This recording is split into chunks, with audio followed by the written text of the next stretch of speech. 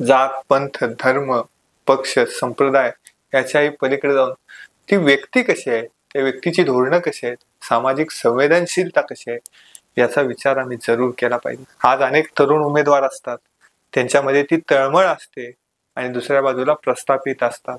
नमस्कार. महाराष्ट्रामध्ये नगरपंचायत, नगरपालिका, नगरपरिषदांच्या निवडणुका सुरू आहेत आणि त्या निमित्तानं 2 डिसेंबरला मतदान आहे. आणि या वेळेला अनेक प्रश्न माझ्या मनामध्ये निर्माण होत होते. राजकीय क्षेत्रावरती आपण बोलावं ही आतापर्यंत कधीही इच्छा नव्हती, पण मी आज राजकीय क्षेत्रातील व्यक्तींच्या विषयी बोलणार आहे आपल्याशी. की आज आपल्या सभोवताली असणारे अनेक उमेदवार बघत होतो, त्या उमेदवारांचं सामाजिक कार्य बघत होतो, त्या उमेदवारांची तळमळ बघत होतो, त्या उमेदवारांचं शिक्षण बघत होतो आणि त्याही पलीकडे जाऊन त्या उमेदवारांनी आज उमेदवारी फॉर्म भरल्यानंतर ते संतेत जात असताना त्यांचा तो वाजवत प्रचार करण्याचा कॉन्फिडन्स सुद्धा बघत होतो. आणि ह्या सगळ्या गोष्टी बघितल्यानंतर मन उद्विग्न झालं की खरं तर समाजाची तळमळ असणारा, समाजाविषयी संवेदनशील असणारा एखादा कार्यकर्ता मात्र त्याच्याही मागे कोणीही नसतं.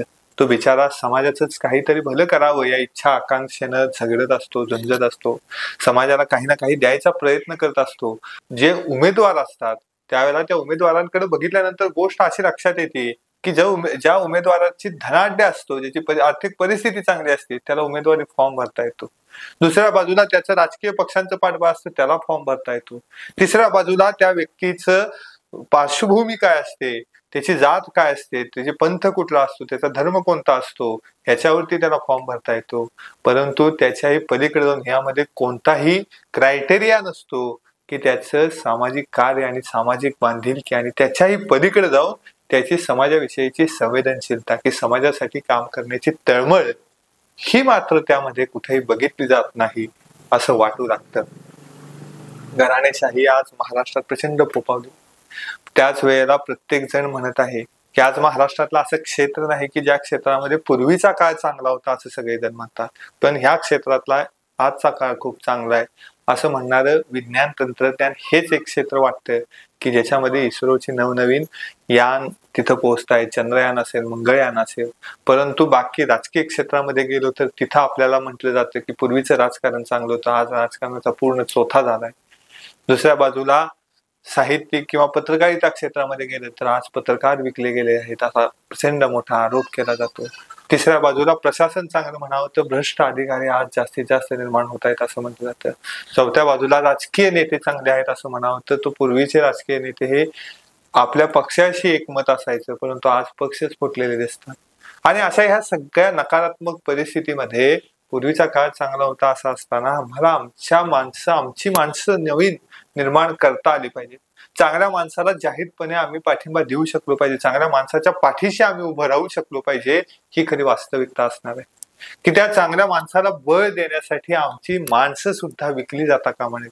आमच्या माणसांनी सुद्धा आपल्या ताकदीनं चांगल्या माणसाच्या पाठीशी उभा राहणं हा सुद्धा एक चांगुलपणात असणारा, ही माणुसकी असणार आहे आणि तेच आपलं नागरिकत्व असणार आहे.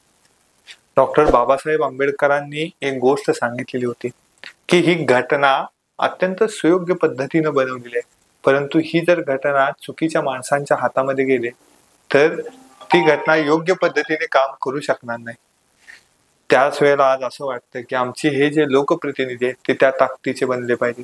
त्या ताकदीचे असतील तरच ते उद्या या राज्यघटना चांगल्या पद्धतीने त्याचा अंमल होऊ शकतो. म्हणून आज समाजामध्ये आम्हाला एक गोष्ट अत्यंत महत्वाची आहे की त्याची जाणीव वारंवार होत राहते की आम्हाला चांगल्या माणसांच्या पाठीशी उभं राहणं, चांगल्या माणसांना मतदान करणं आणि सगळ्यांनी आपलं हे मतदान करण्याचं कर्तव्य बजावणं.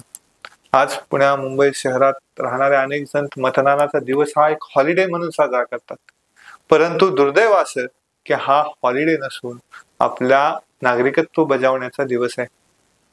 जात, पंथ, धर्म, पक्ष, संप्रदाय याच्याही पलीकडे जाऊन ती व्यक्ती कशी आहे, त्या व्यक्तीची धोरणं कशी आहेत, सामाजिक संवेदनशीलता कशी आहे याचा विचार आम्ही जरूर केला पाहिजे. प्रत्येकानं मतदान केलं पाहिजे. चांगली माणसं ज्या वेळेला मतदानामध्ये उतरतील, चांगली माणसं चांगल्या माणसाची निवड करतील, त्यावेळेला चांगली माणसं त्या स्थानिक स्वराज्य संस्थांमध्ये निवडून गेलेली दिसतील.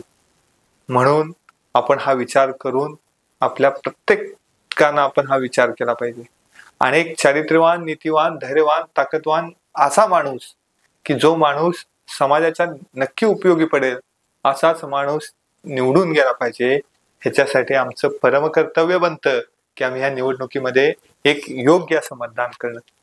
आज अनेक तरुण उमेदवार असतात, त्यांच्यामध्ये ती तळमळ असते आणि दुसऱ्या बाजूला प्रस्थापित असतात. त्यावेळेला आम्हाला आमची योग्य निवड करता आली पाहिजे.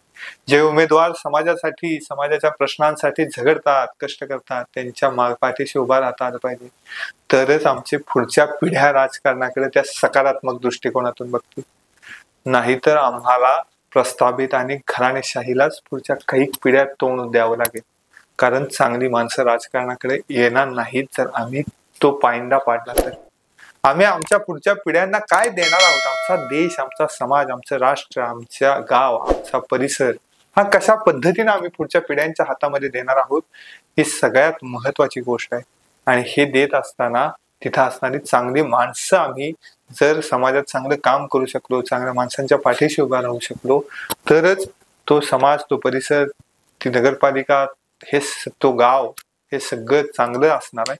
त्यामुळे आपण सर्वांनी नक्की याचा विचार करूया आणि सर्वांनी पाठीशी उभा राहूया इतकंच सांगतो. आणि मतदानामध्ये 100% मतदान करूया आणि चांगला उमेदवार निवडून देऊया हीच अपेक्षा. धन्यवाद.